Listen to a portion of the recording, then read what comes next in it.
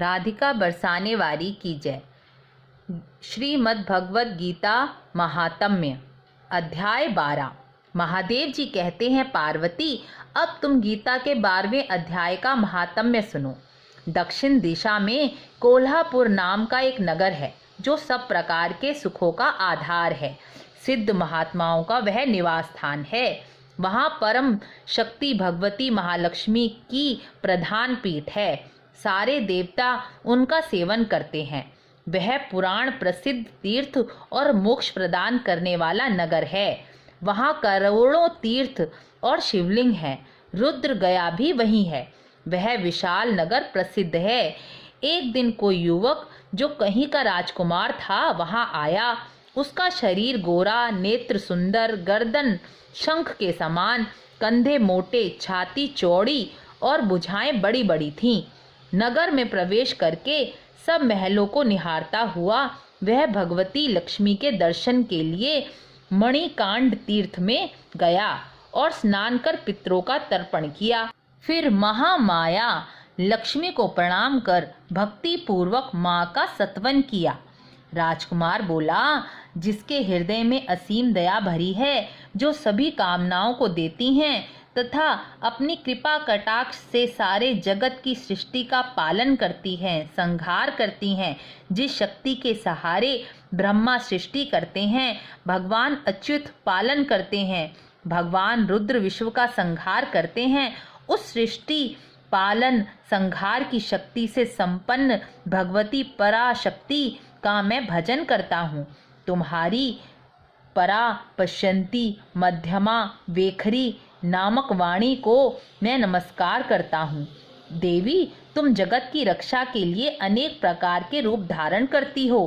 अंबिका, तुम ही ब्राह्मी, तुम ही वैष्णवी, तुम ही महेश्वरी शक्ति हो।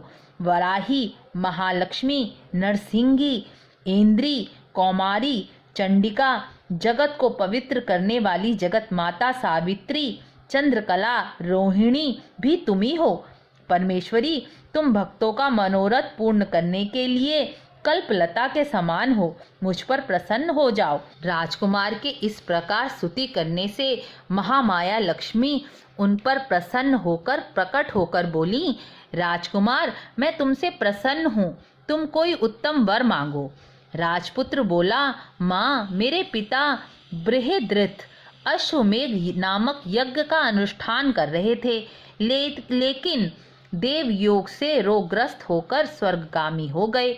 इसी बीच मैं यूप में बंधे हुए मेरे यज्ञ संबंधी घोड़े को, जो समूची पृथ्वी की परिक्रमा करके लौटा था, किसी ने रात्रि में बंधन काटकर कहीं और पहुंचा दिया।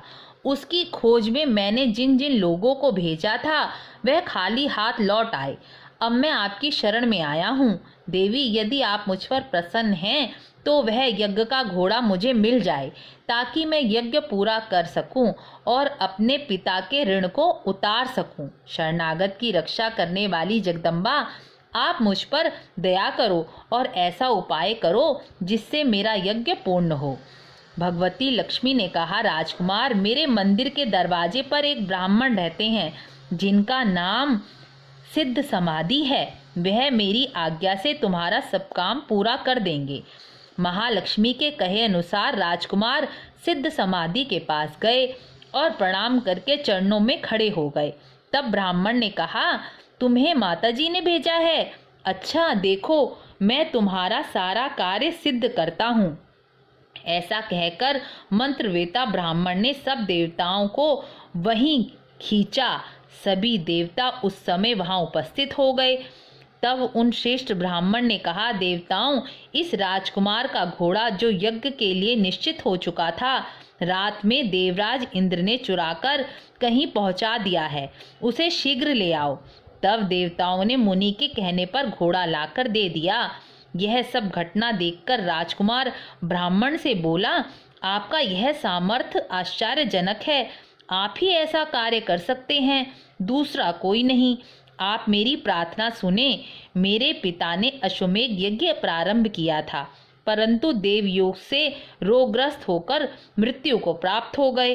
अभी तक उनका शरीर तपाए हुए तेल में डालकर मैंने सुरक्षित रखा हुआ है। हे साधु श्रेष्ठ, आप मुझ पर कृपा करके उन्हें जीवित कर दें। यह सुनकर ब्राह्मण मुस्कुरा दिए और कहा, चलो, यज्ञ मंडप में तुम्हारे पिता मौजूद हैं। तब सिद्ध समाधि ने जल अभिमंत्रित करके जल मस्तक पर डाला तो राजा सचेत हो उठे। राजा ने पुनः जीवन दान देने वाले ब्राह्मण को नमस्कार किया। बोले, हे ब्राह्मण, किस पुण्य के प्रभाव से आपको यह अलौकिक शक्ति प्राप्त हुई है? तब ब्राह्मण ने कहा, राजन, मैं प्रतिदिन गीता के 12वें अध्याय का जप करता हूँ।